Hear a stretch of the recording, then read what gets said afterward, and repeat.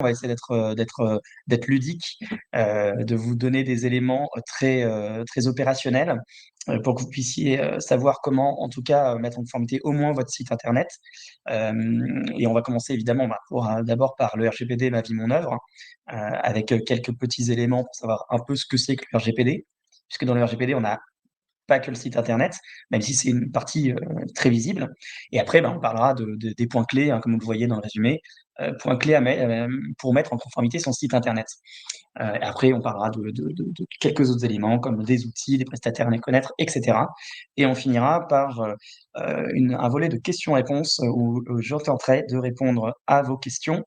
Voilà. Alors, Top. Juste pour avant que tu commencer, passes, donc pardon, n'hésitez excuse-moi. pas à venir faire un petit coucou dans le chat, puisque vous êtes nombreux, donc n'hésitez pas à faire un petit coucou, comme ça permet de tous se dire bonjour. Si vous voulez même présenter votre activité, allez-y, comme ça pourra donner des billes à Raphaël. Et si vous avez n'importe quelle question pendant le webinaire, et ben, le but du jeu, c'est de poser vos questions, comme ça on pourra y répondre en live, ce sera beaucoup plus sympa, et comme ça moi je pourrais intervenir, poser des petites questions complémentaires à Raphaël et le challenger, parce que le but du jeu, c'est qu'on sorte tous grandis de cette session. Donc profitez-en, il est là pour vous et c'est gratuit. Vous avez un maître à votre disposition gratuitement. Donc profitez-en.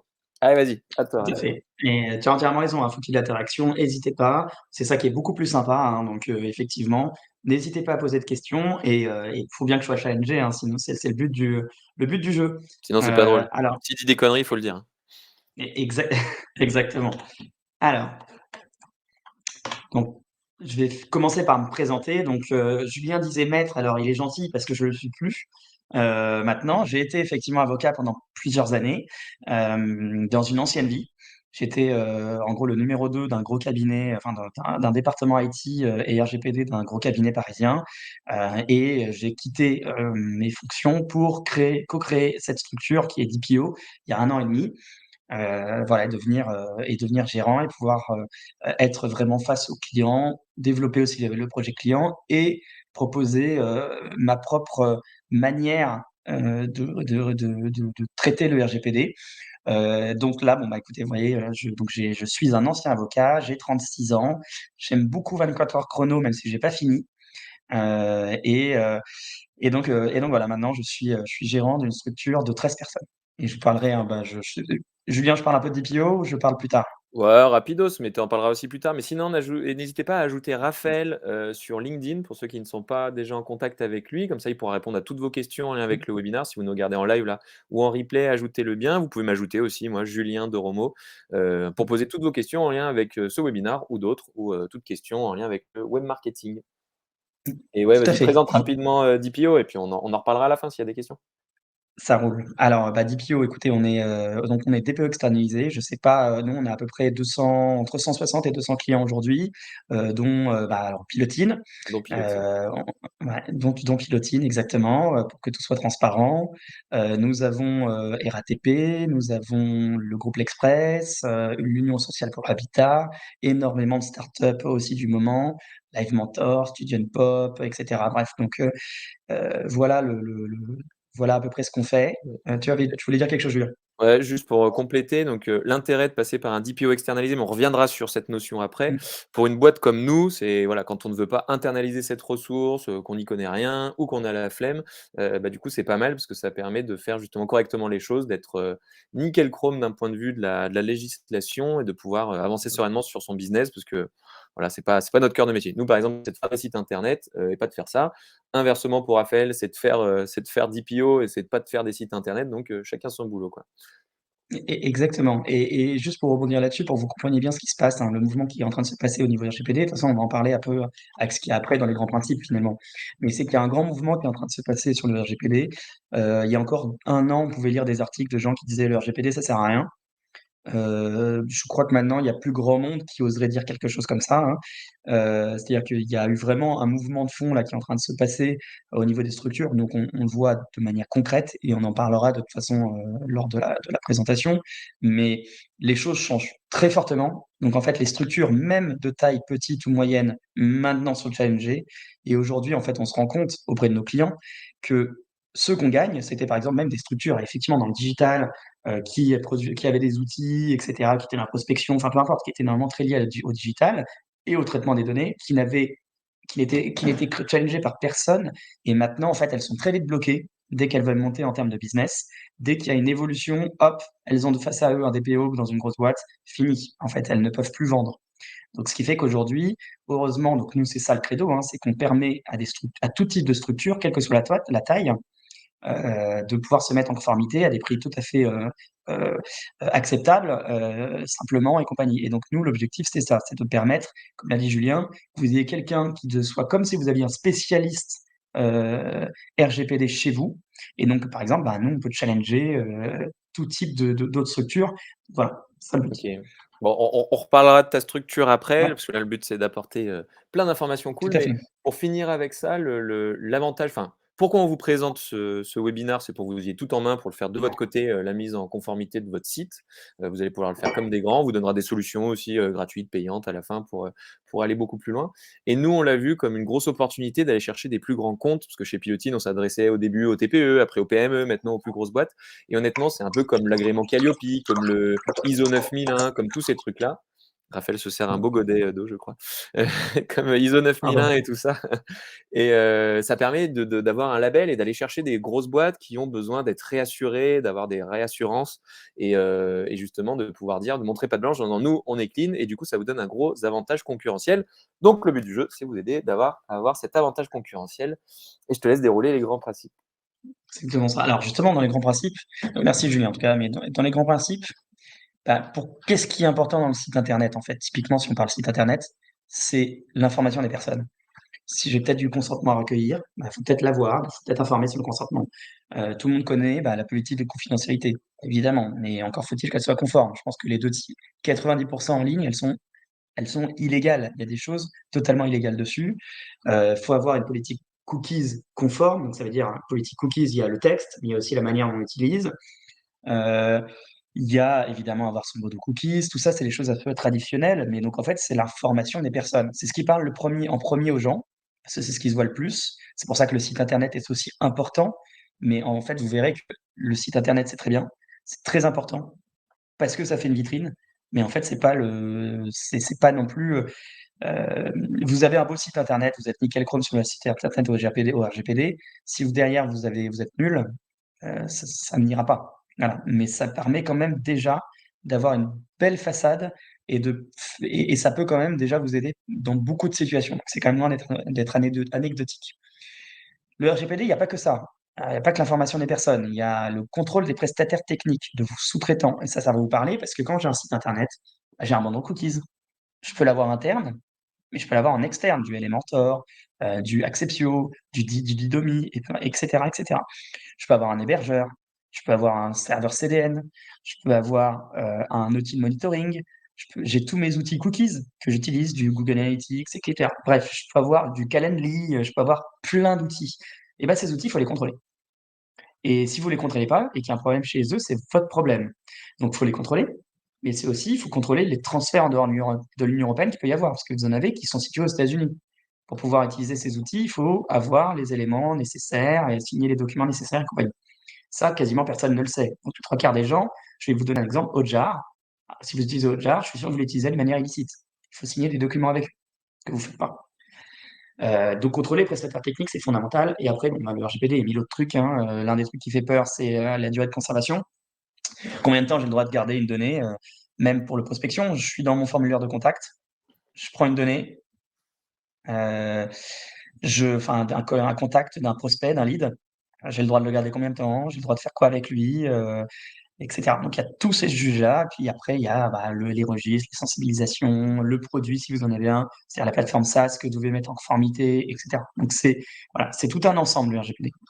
Mmh. D'ailleurs, bon, tu vas me montrer des exemples très concrets juste après. Là, tu as cité pas mal d'outils. Je vous ai mis le lien de Hotjar. Par exemple, Hotjar, c'est un outil qui est hyper sexy, effectivement, parce qu'il permet de savoir exactement ce que les gens font sur votre site. On voit la souris des gens se balader sur le site, cliquer sur les boutons, on peut savoir énormément de choses.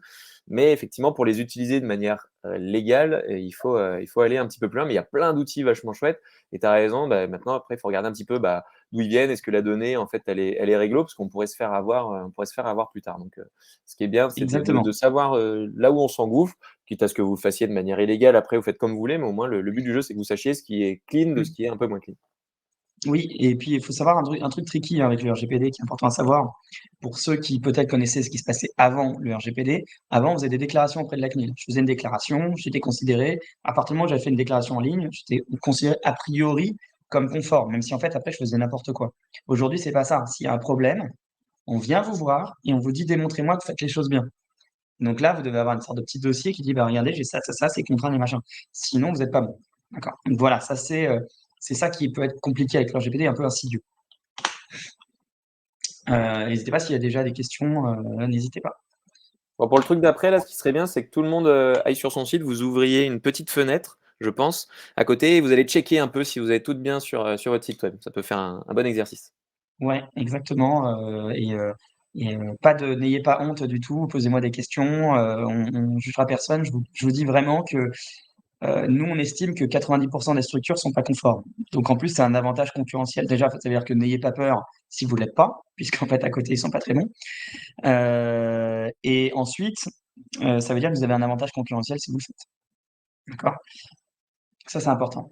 Alors, juste pour répondre à Julien, bah, si vous êtes free, en fait, je vais être très clair. Déjà, si c'est pas votre métier, c'est toujours plus compliqué. Comme le disait Julien, moi, je sais pas faire un site internet. Si vous me demandez sur un site internet, je vais aller sur Wix ou sur je ne sais quoi, je vais galérer, ça va être moche.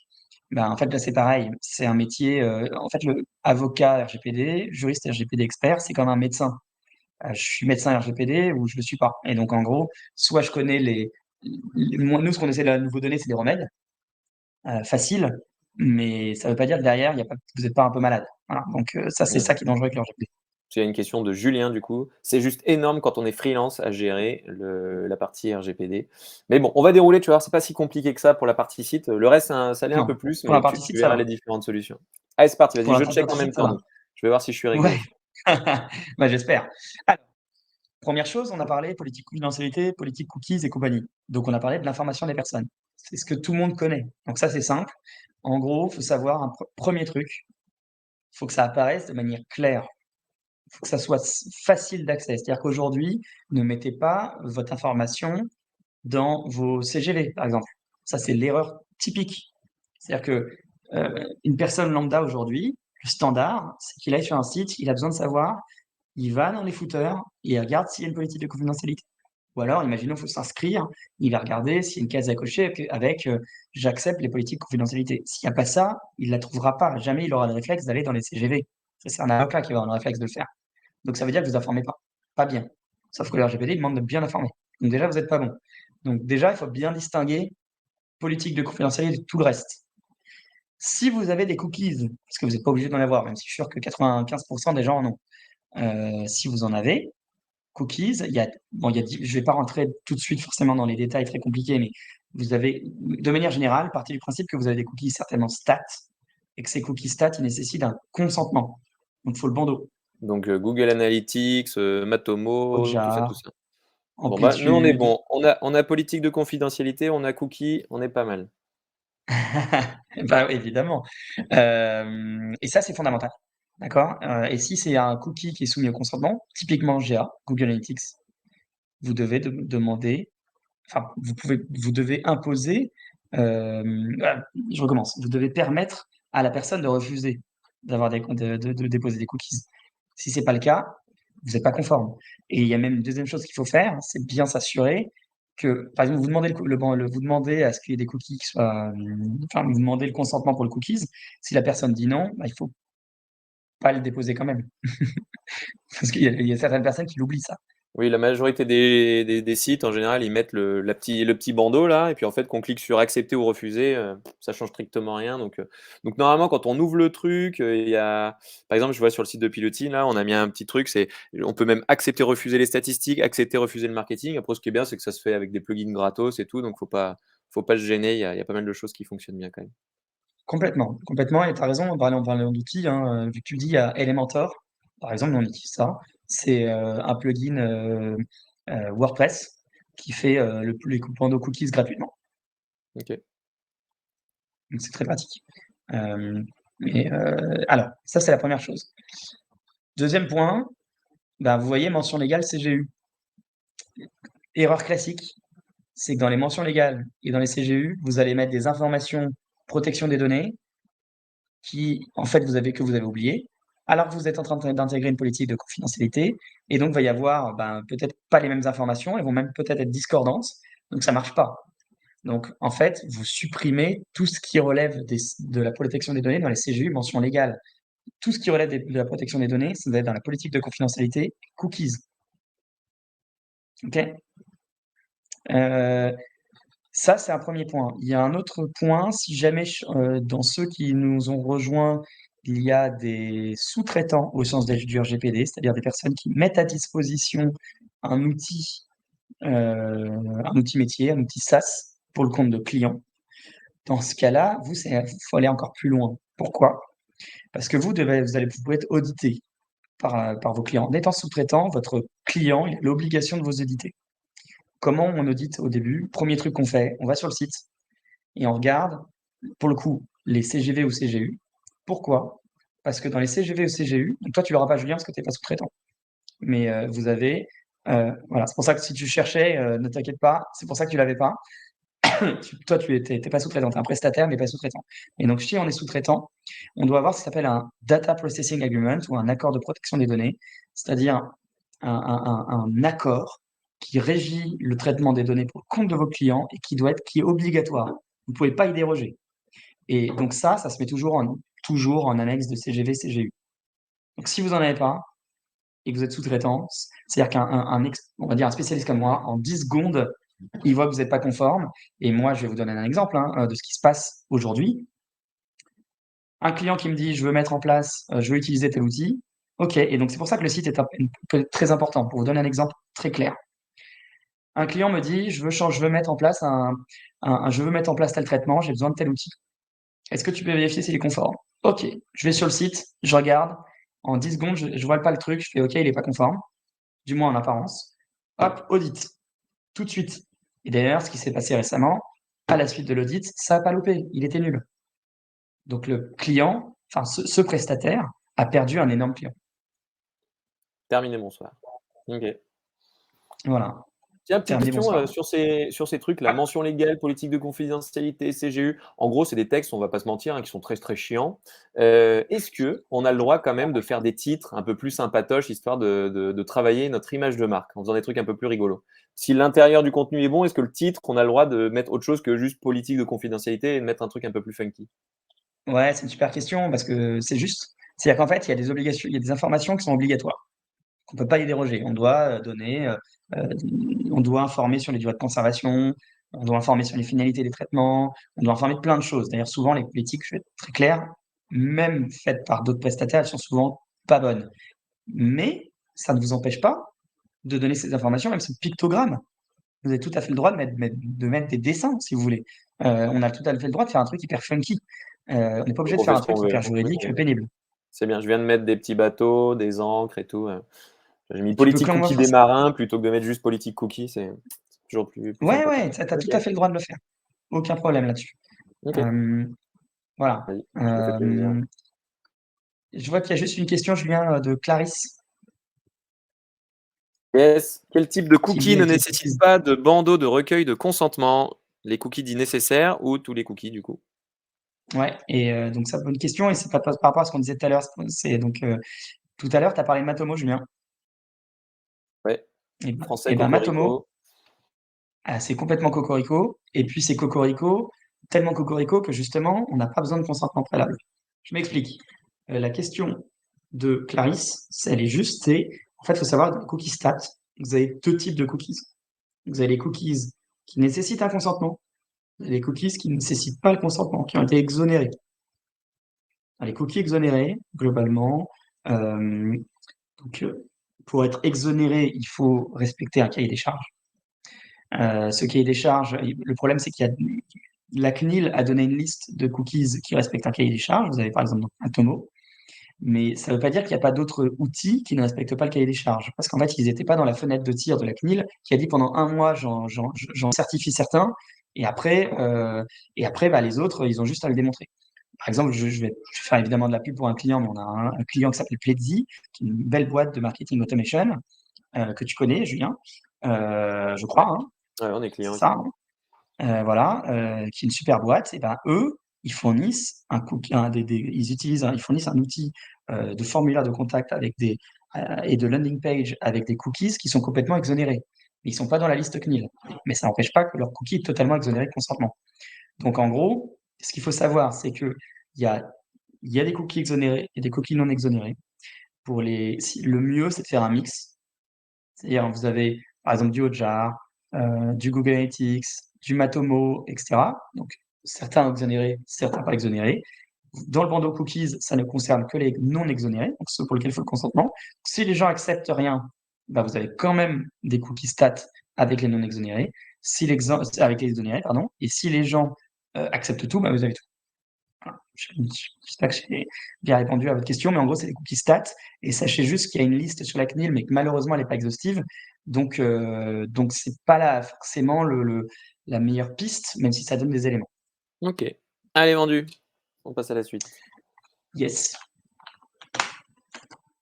Donc politique confidentialité, on en a déjà un petit peu parlé, mais pour aller Ouais. donc tout petit peu plus dedans rapidement, parce qu'on en a déjà parlé. En gros, ça sert à quoi? Ça sert à informer. Donc en gros, si vous avez une politique qui fait 18 pages, qui est hyper juridique, très compliquée, typiquement ce que je faisais quand j'étais avocat, en fait, on ne répond pas aux besoins. Parce que ce que dit le RGPD, c'est qu'il faut qu'un enfant de 5 ans, il comprenne. Si vous faites un truc hyper compliqué, juridique, l'enfant, il comprend pas. Ah ouais, Donc un c'est enfant mort. de 5 ans, c'est chaud quand même. Ouais. Ah, mais en En gros, il faut 8 que ce ans, si tu soit veux. accessible vraiment à tous et il faut pas mettre de Ouais. charabia, dans tous les sens, tout ça. OK. Exactement. Il faut que ce soit simple, clair, efficace. Ça, c'est le premier point. Si elle n'est pas simple, claire, efficace, déjà, et qu'elle est longue, compliquée, déjà, c'est là que vous répondez pas aux besoins. Mmh. Déjà. Ensuite, dedans, il faut dire, bah, qu'est-ce que vous faites? Pourquoi vous utilisez des données? Quel type de données? Pour combien de temps? Est-ce qu'il peut y avoir des transferts en dehors de l'Union européenne? Etc., etc. Donc, il y a un nombre d'informations importantes à donner. Si vous en oubliez une, vous n'êtes pas conforme. Il faut tout donner. Et c'est important de le faire parce on peut se faire vite embêter par la CNIL pour ça. Mmh. Bon, ça paraît un peu lourd comme ça, parce que si on regarde les textes de politique de confidentialité, ils sont quand même un peu costauds. Mais ce qui est cool, c'est que Raphaël, vers la fin du webinaire, il va vous donner un petit outil qui vous permettra de gagner énormément de temps. Ça, c'est chouette. Complètement, complètement. Parce que, comme je l'ai dit, ce qui est pénible avec le RGPD, c'est qu'il y a des mentions obligatoires à mettre. Et si vous ne les mettez pas, vous pouvez être dans la mouise. Je vous donne un exemple typique, hein. Nous, on a un client qui a été, qui n'avait pas tout ce qu'il fallait parce il n'était pas encore passé par un spécialiste. Il avait oublié une mention. Il y a un de ses concurrents qui s'est bien amusé à lui faire une demande d'accès. Il n'a pas répondu dans les règles de l'art. Hop, cette personne en a profité pour faire une plainte à la CNIL. Bim, lettre de recommandation, enfin pardon, pas de recommandation du tout, justement. Pas content, lettre de pas content de la CNIL. Lettre de Euh, blâme. Lettre de blâme, exactement. Mise en demeure de démontrer qu'on fait bien les choses. Ça a été très facile. C'était juste parce qu'il n'y avait pas les mentions qu'il fallait. Donc, C'est bête. Mais bon, et du coup, ça a mis un coup de stress énorme et ils ont tout fait à l'arrache et ça a été compliqué, quoi. exactement, exactement. Donc, s'éviter ces stress-là. Donc voilà. Mais effectivement, faut pas avoir trop peur, hein. Il y a des éléments qui permettent de le faire et des outils qui permettent de faire ça bien. Donc voilà. En gros, pour la politique confidentialité, politique cookies, c'est à peu près la même chose. En gros, faut informer et un point important, c'est qu'il faut qu'elle soit distincte. Ça, c'est une erreur qu'on voit souvent. Les gens, ils vont mettre un pataquès comme ça avec la politique confidentialité et les cookies en dessous. En gros, c'est illisible. Surtout, en gros, pareil, il faut que ça soit simple, il faut que ça soit clair. Donc une politique enfin moi, ça c'est un avis personnel, hein, c'est-à-dire que tous les autres, vous verrez tous les autres prestataires, ils vous mettent une liste comme ça de tous les cookies avec le cookies XZ 28238 et une liste comme ça de trucs techniques. Personne n'y comprend rien, ça n'apporte aucune information. Moi, je ne le mets pas ça. Ce que je voulais savoir, c'est OK, j'ai les cookies de session. OK, j'ai les cookies stats. OK, je peux avoir des cookies pour la publicité. OK, je peux avoir des cookies pour connaître la source d'arrivée du lead. Et je les garde pour tant de temps. en moyenne. Voilà mes destinataires, etc. Là, c'est clair. Voilà. Par contre, savoir que le XZ 2018, etc., il fait telle chose, c'est pas clair du tout. D'accord? Donc, pareil, il faut qu'elle soit indistincte et deux claires. Mais clair, ça veut pas dire, ça veut dire quand même, ça veut pas dire ne pas donner toutes les informations. Il faut qu'il y ait toutes les informations, mais de manière simple. Voilà. Donc c'est à peu près la même logique. Donc pareil, pour votre politique cookies, si elle est illisible, si elle est compliquée, c'est pas bon. Top. Le bandeau cookies. Le bandeau cookies, le fameux. Alors là, il y a un peu tout à boire et à manger. En gros, ce qu'il faut savoir, on l'a dit tout à l'heure, si c'est un cookies stat, pour faire plus simple, si vous avez pas de cookies déjà, que des cookies de session, voire pas de cookies du tout, pas besoin d'avoir de bandeau cookies. Néanmoins, on est dans un monde où aujourd'hui, les gens ils font par réflexe, on peut pas leur en vouloir, c'est pas leur métier. Donc si vous n'avez pas de bandeau cookies et qu'on va sur un site internet, il n'y a pas de bandeau cookies, même si juridiquement vous avez raison, les gens vont se dire que vous n'avez pas raison et que vous n'êtes pas conforme. Donc, si vous n'avez aucun cookies, je vous recommande de prendre juste une version gratuite de n'importe quel bandeau cookies, où vous dites juste que vous avez des cookies techniques. Point. Et comme ça, les gens, ils ont au moins leur bandeau, ils sont rassurés. Ça, c'est la première chose. Si vous avez par contre des cookies stats, là, il y a deux situations. Situation 1, je n'ai que des cookies exonérés. Normalement, pas besoin de bandeau cookies. On vient à la même situation, mettez-en un quand même. Vous dites, on collecte des données stats, c'est exonéré, machin, il n'y a pas besoin de consentement. Point.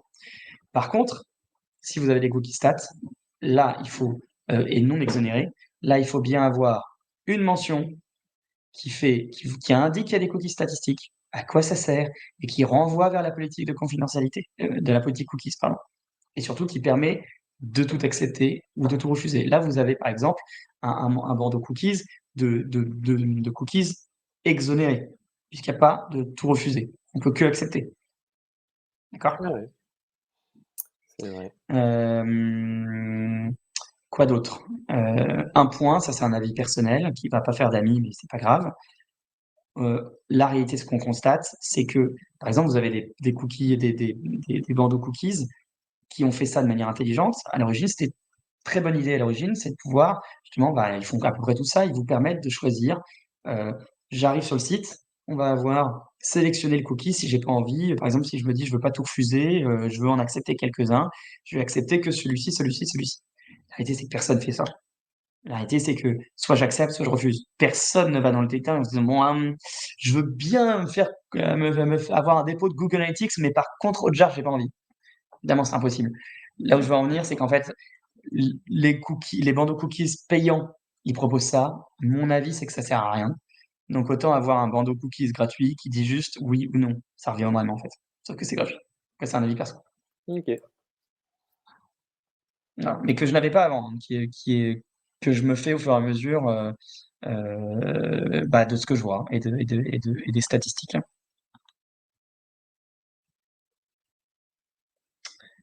Euh, un point que beaucoup de gens oublient.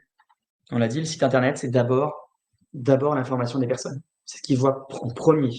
L'information des personnes, c'est pas que la politique cookies, c'est pas que la politique de confidentialité, c'est pas que le bandeau cookies. C'est l'information partout où vous collectez de l'info.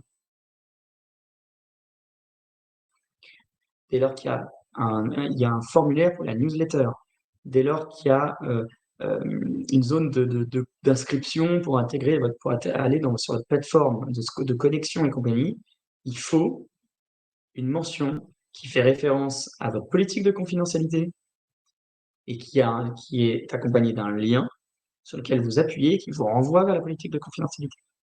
C'est obligatoire d'avoir ça. Donc ça, c'est les points déjà assez clés. Il en reste un. Est-ce qu'il n'y a pas d'autres questions déjà sur tout ce qu'on vient de dire? Après, hein, Ouais, mais ça a l'air d'aller pour l'instant, mais donc on, pareil, on on est peut faire jusqu'à... des petits messages, on peut faire des petits messages un peu rigolos pour le petit texte qui Bien était juste sûr. avant, là, sur la slide d'avant. Ouais. Nous, on est juriste, donc on n'est pas très drôle. Ouais. Mais, mais si tu veux mettre un message plus rigolo, tant qu'il respecte l'information, tu mets ce que tu veux. Cette info-là. Ok. Bah, tu vois, moi je trouve C'est sur le ça. nôtre, eh ben, on a été un peu trop chiant. Ouais. On va essayer de mettre des trucs un peu rigolos sur les. Ah, vous nous avez écouté. Ouais. C'est le problème. Ouais. Ah, on est donc non, non, hésite pas à te faire plaisir, hein, à partir du moment où ça respecte les conditions, d'information, tu peux faire Ouais. ce que tu veux. Tu peux dire: «Salut les petits marins, pour la Salut les petits newsletter», potes. si vous cliquez, c'est bon. Coucou mes Comment? petits chats, coucou mes petits chats, téléchargez la newsletter. Il y a Charès qui a une question là, qu'en est-il des Google Fonts? Peut-être plutôt que de répondre individuellement à chaque truc, ça serait cool que peut-être un peu plus tard, chacun mette un peu tous les outils qu'il utilise, et comme ça après tu pourras rapidement dire celui-là il est exonéré, celui-là il faut le mettre et tout ça, ça pourrait être pas mal, non? Ouais, carrément, N'hésitez pas à carrément, citer mettez là des tout ce que outils, vous hein, avez, les je les connais Analytics, pas tous, hein, HubSpot, machin, bidule. Ouais, mais bon, mais on aura une allez-y, bonne si je réponse. les connais, si je les ai audités, ce sera avec plaisir de vous le dire, hein. Ouais, ok, go. Hem, donc hésitez pas. Petit point important, petite réflexion importante à savoir, et ça fait pas longtemps que je l'ai appris, donc ça peut-être que tu vas l'apprendre Julien, parce que au dernier webinaire, on l'avait pas Aïe, soulevé aïe, puisque aïe. c'est en fait suite à une décision récente de la CNIL. Mhm. Je m'explique, vous connaissez tous le principe du consentement préalable pour pouvoir, en gros, pour faire de la prospection commerciale, envoyer de la newsletter, pouvoir envoyer des messages de prospection à mes leads, je dois avoir le consentement préalable. Classique. Ça s'appelle l'opt-in. En fait, mais il y a des exonérations, des exceptions à cet opt-in. La première exception, c'est je suis client je suis client. C'est-à-dire que j'ai été client, par exemple, vous allez chez Uniqlo, vous achetez, en ligne, chez Uniqlo, bah, à partir du moment où vous avez acheté, normalement, ils sont pas censés vous demander votre accord pour, vous envoyer de la prospection commerciale. Voilà, vous avez été client, ils ont le droit de le faire. La question qui se pose, c'est si je suis, par exemple, je me crée un compte gratuit sur, par exemple, Amazon. Est-ce que là, le fait d'avoir créé juste un compte gratuit, est-ce que je suis considéré comme client, et donc on peut m'envoyer de la prospection commerciale?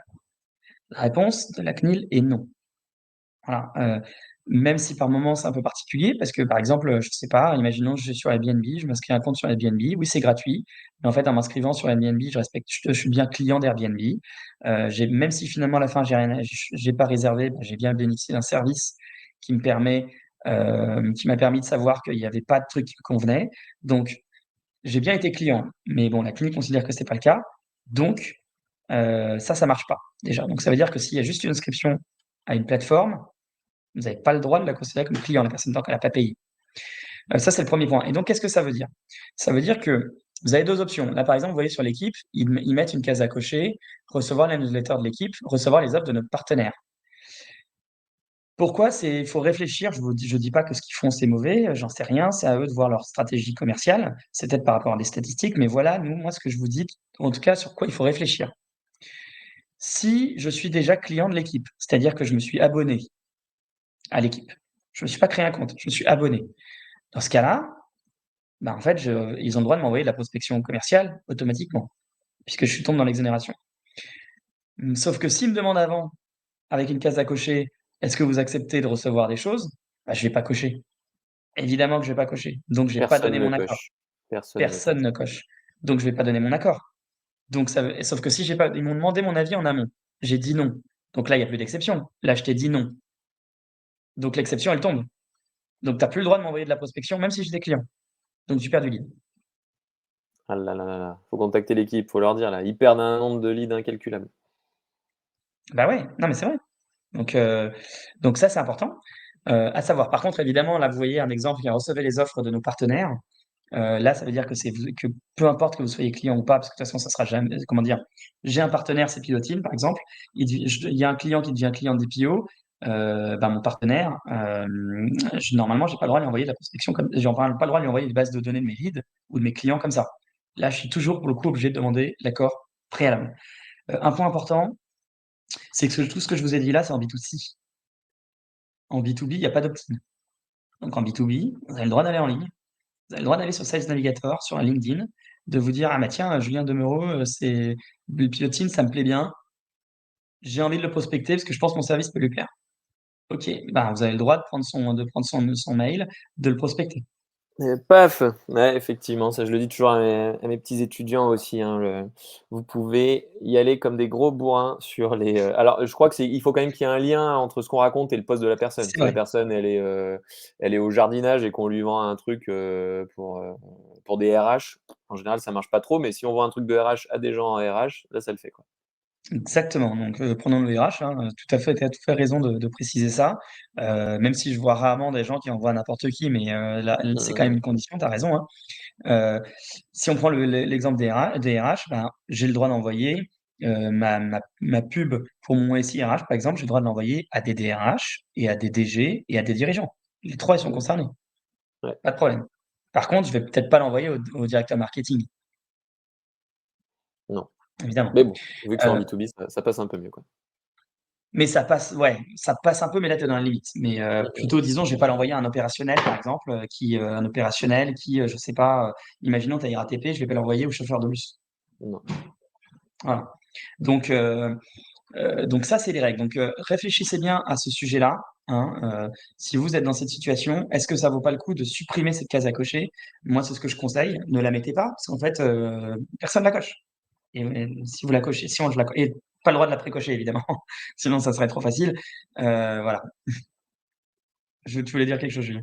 Ouais, non, bah, nous sur le site, on a beaucoup de trucs de téléchargement de livres blancs, d'inscription à des webinars, des choses comme ça. Et c'est vrai qu'on met pas la case cocher, on raconte juste comment vont être utilisées leurs données en leur disant juste, s'ils veulent pas du tout qu'on les contacte, bah, faut pas qu'ils s'inscrivent, mais en général, voilà, on s'embête Ouais. pas à mettre des cases à cocher dans tous les sens, parce qu'après en gestion, c'est une horreur ce truc.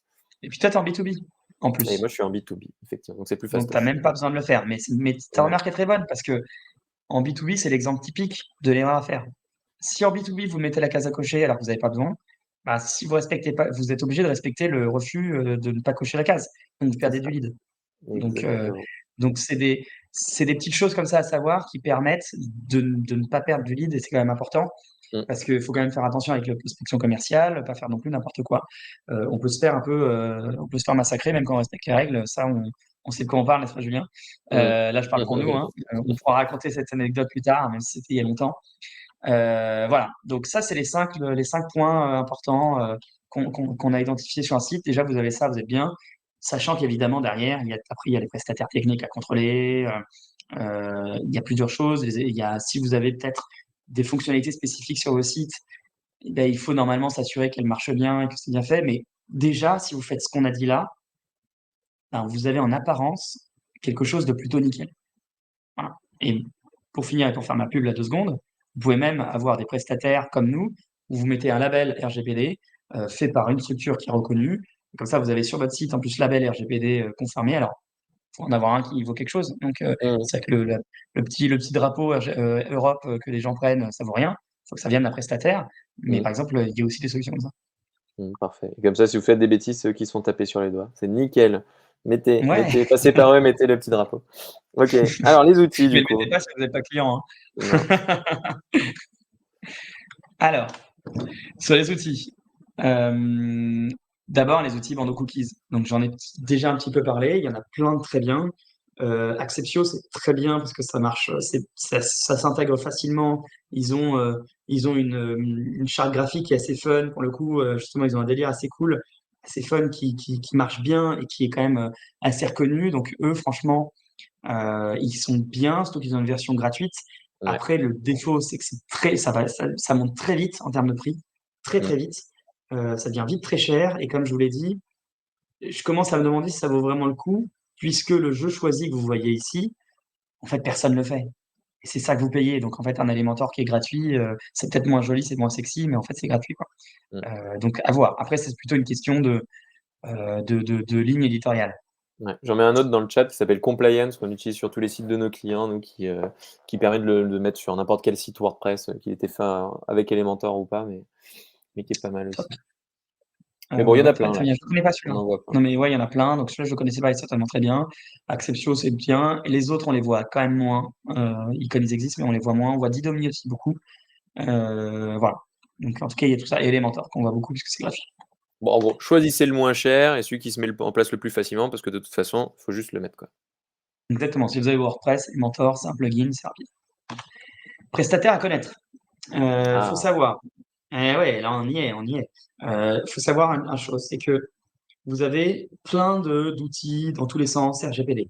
Le problème, c'est qu'en fait, il y en a un qui va vous dire, bah, moi, je fais les phares de la voiture, moi, je fais les pneus, moi, je fais le coffre voilà. En gros, pour avoir, pour avoir une voiture qui est neuve, une voiture qui marche, une voiture où il n'y aura pas de problème, le frein qui va pas marcher et compagnie, là, vous êtes obligé de passer par un DPO externalisé. Ça, vous n'avez pas le choix. Par contre, vous avez donc des outils qui vous permettent, bah, quand même, comme on l'a dit, au moins de bien nettoyer la voiture, d'avoir la belle couleur, d'avoir quand même les phares qui marchent. Donc, en tout cas, quand j'arrive, que je vois la voiture, j'ai l'impression qu'elle est bien. Même si peut-être derrière, le moteur, il marche pas. mmh. En Une tout cas, en tuning, apparence, c'est quoi. bien. Avoir une voiture un peu tunée. Voilà, bah ça pour avoir ça, et ça c'est quand même plutôt cool, et ça, il y a plein d'outils là-dessus. Et en plus, le DPO nickel chrome, c'est peut-être pas adapté pour tout le monde. On l'a dit, hein, ça dépend aussi à qui vous vous confrontez. Si vous êtes jamais confronté, ça sert peut-être pas à grand-chose, à voir. Non, Donc vous mais nous, avez par exemple, certains, nous qui voulons monter de cibles et être sur des plus gros clients, on est un peu obligé. Quand on est avec des tout petits clients, tout ça, effectivement, ça peut être un peu exactement. moins. Et là, le site suffit.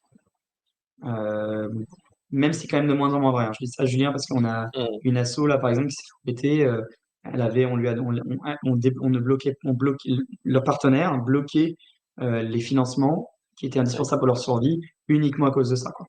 Mmh Et mh. là, c'était pas le site. Mais OK. néanmoins, encore une fois, ça reste quand même vrai. Sur certains secteurs, sur certains points, le site suffit. Donc, c'est déjà très bien de le savoir. Vous avez des outils, comme par exemple, je crois que c'est WordPress, il propose des modèles. Oui. Après, ils sont pas personnalisés, mais vous avez quand même des modèles. Alors, ils seront peut-être pas très beaux, mais ça fait quand même, ça peut faire le job. La CNIL fournit des modèles. Pareil, ils sont peut-être pas très beaux, mais ça peut faire le job. Nous, donc il y a, bon, les DPO personnalisés très bien. Et après, nous, on est en train de proposer avec Pilotine quelque chose de beaucoup plus funky. C'est qu'en fait, nous, on a développé un outil de génération de doc qui là, en fait, on répond à un questionnaire simple. Ça permet d'avoir des documents, politique confidentialité, politique cookies, nickel chrome, avec toutes les mentions qui vont bien, parfaitement personnalisées, et vous êtes tranquille au moins sur l'aspect politique confidentialité, politique cookies. Et donc ça, on est en train de le tester avec Pilotine. Donc si vous avez une question là-dessus, n'hésitez pas à aller voir Pilotine qui s'occupe de ça. Ouais, donc pour tous ceux qui sont en live là ou ceux qui regarderont en replay, n'hésitez pas à l'indiquer dans le chat ou indiquer en commentaire si vous êtes intéressé pour tester un peu en avant-première l'outil et ce qui va permettre de générer du coup politique de confidentialité, cookies, peut-être à terme d'autres choses, mention légale, CGV, tout ça. Ouais. C'est en cours de réflexion, mais si jamais ça vous intéresse de le tester, mettez un petit message pour qu'on puisse revenir vers vous pour vous le mettre à disposition. Mm. Complètement. Euh, Et c'est gratos, bien entendu. et ouais. Hop, question-réponse. Je fais bibliographie, Alors, question-réponse avant. question-réponse. Alors, il y a des petites questions. Donc, alors, il y a Charles qui disait, est-ce que les Google Fonts, ça doit rentrer dans le truc d'accepter ou pas? Parce que c'est un service de police de caractères qui est issu de Google, donc on utilise un flux externe. Est-ce que ça, on doit demander l'acceptation ou non? Alors, c'est une bonne question. En fait, il faut distinguer, et c'est ça qui n'est pas forcément facile. Quand on a un site internet, vous avez des scripts, on va dire. Tout ce qui va être script, lié vraiment à votre code. Mhm. Bah, là, c'est pas un prestataire. En fait, on fournit une librairie de code, de script. Et dans ce cas-là, bah non, il n'y a pas besoin c'est votre code, c'est votre script. Vous juste vous prenez quelque chose dans une base de données publique, enfin, du moins libre de droit. Donc, pas Euh, besoin de demander alors. Pas besoin de demander. Par contre, si vous avez d'autres outils, on a parlé du Sentry pour le monitoring, du Calendly pour avoir pour pouvoir réserver des agendas, enfin réserver des créneaux, Mm. tout ce qui peut être cookies, les bandeaux cookies, etc. L'hébergeur, il y en a plein, hein. Il peut y Les outils de avoir marketing automation. et marketing automation, landing page, on l'oublie, Mm. landing page. Vous pouvez avoir du Elementor, du Unbounce, du Pledzi. C'est donc un prestataire qui vont s'occuper de ça pour vous. Les formulaires de contact ou les chatbots. Par exemple, chatbot, vous pouvez avoir du HubSpot, du Zendesk, du Crisp. Voilà. Et alors là, on Tout demande ou ça, on demande pas quand on a tout ça?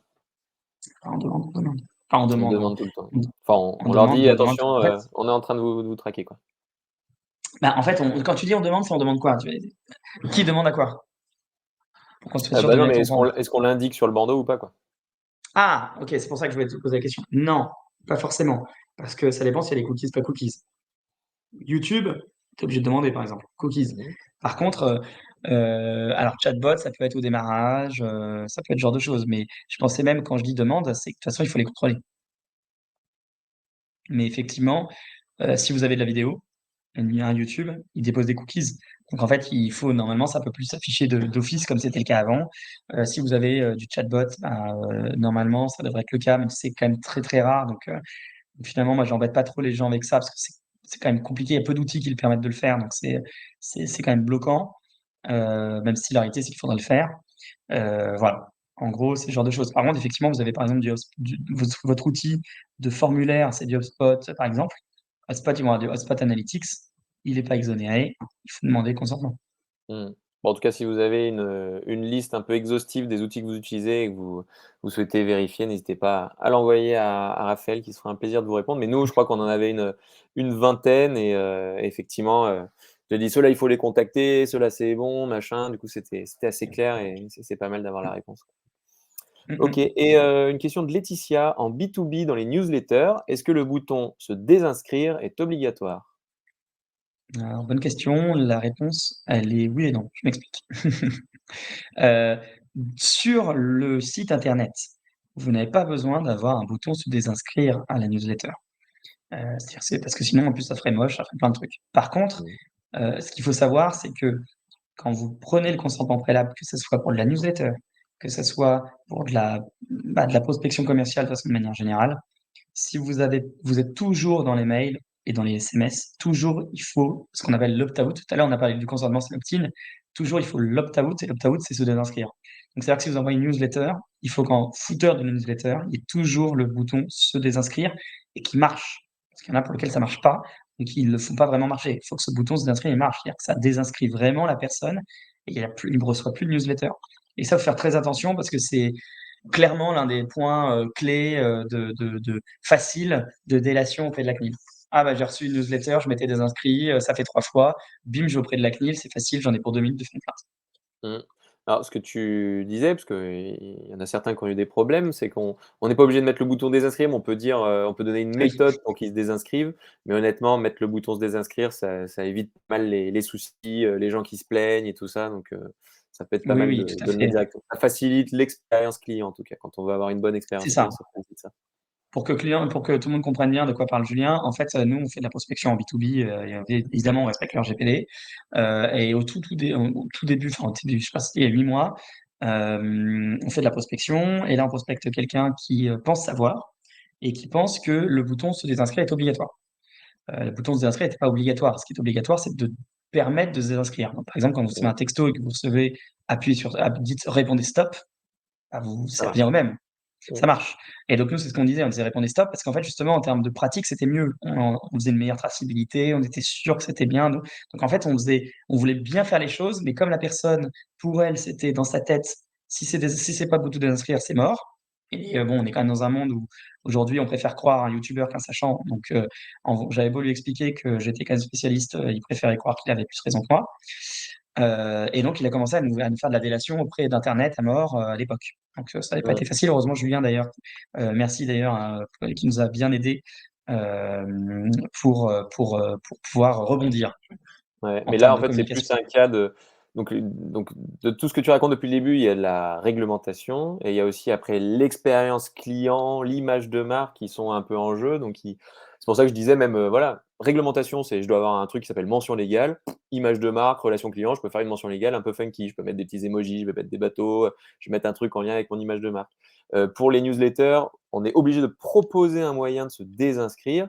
Mais l'expérience client fait que juste un bouton cliquer, se désinscrire sera beaucoup plus simple que de proposer à la personne de répondre à un algorithme hyper compliqué pour qu'il puisse à la fin se désinscrire ou qu'il soit obligé d'envoyer 14 mails et tout. Donc, il faut toujours faire attention entre la loi après et l'expérience client et votre image de marque pour faire en sorte d'allier les deux quand même. Mais Ouais. c'était Et le là, c'était ressenti un des petit peu de clients. pratique. Et le Et ressenti le des clients. ressenti des clients, c'est pour ça que je vous disais tout à l'heure, et en fait, ça rejoint ce que je vous disais tout à l'heure avec la politique de confidentialité, qu'elle soit distincte des CGU, CGV et autres documents. Pourquoi? En soi, le RGPD, il vous dit pas qu'il faut que ça soit distingué. C'est pas vrai.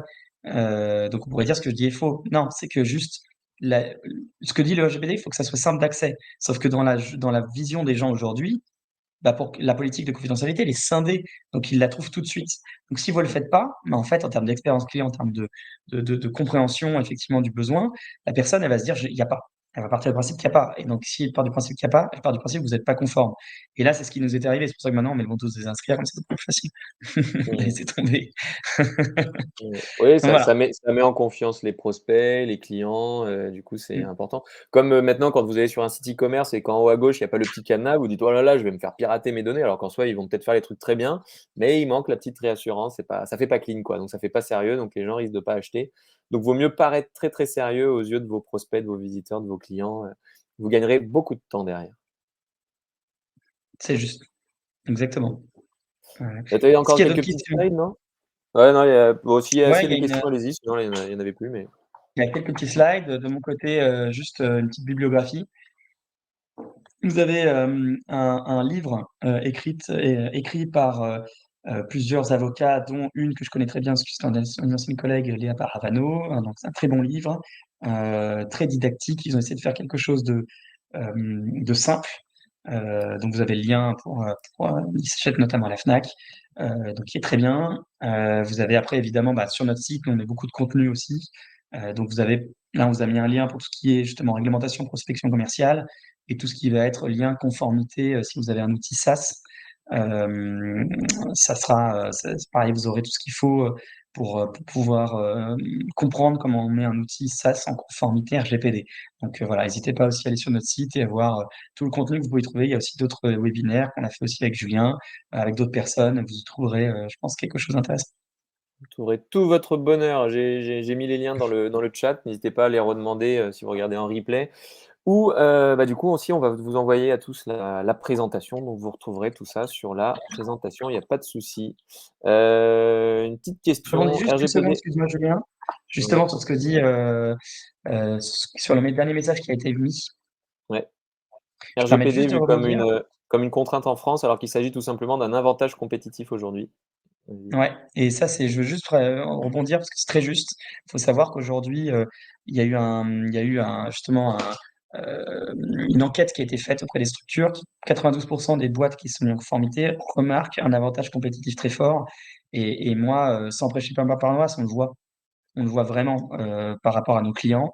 Ça revient avec ce qu'on disait au début, mais la réalité, c'est qu'il y a tout ce côté réassurance, qui est très fort et pour vous donner un ordre d'idée, nous on a un client là, qu'on a gagné il y a pas longtemps, qui nous disait, il existe depuis 5 ans, qu'avant il n'avait jamais une question RGPD, que maintenant c'est la première question qu'on lui pose lors de ventes sales et que s'il sait pas répondre, il perd le client. C'est pour ça qu'il a été obligé de prendre un dépôt externalisé. Donc il y a vraiment, aujourd'hui, c'est vraiment un avantage concurrentiel et juste pour finir là-dessus, c'est d'ailleurs, ce qui fait exploser les startups en France.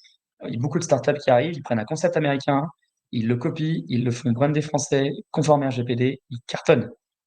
Donc ça, effectivement, c'est une tout à fait, d'accord avec la personne qui a mis le dernier commentaire.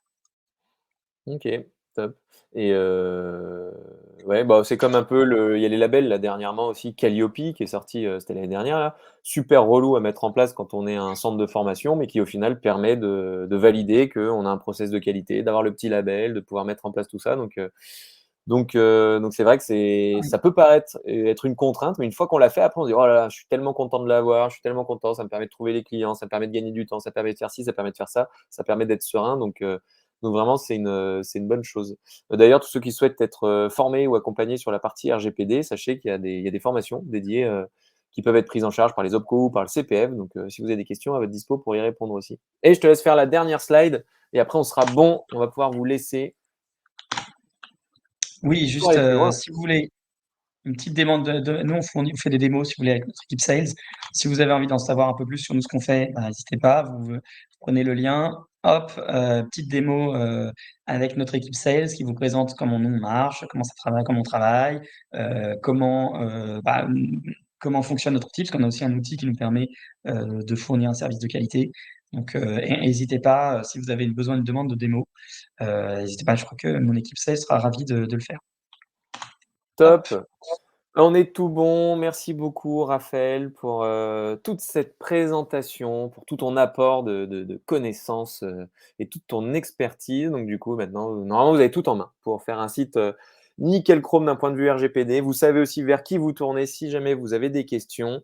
Donc, n'hésitez pas à rajouter Raphaël Buchard sur LinkedIn. Vous pouvez m'ajouter aussi si vous avez des questions en lien avec ça ou d'autres sujets. Mais notre expert du jour, c'est Raphaël.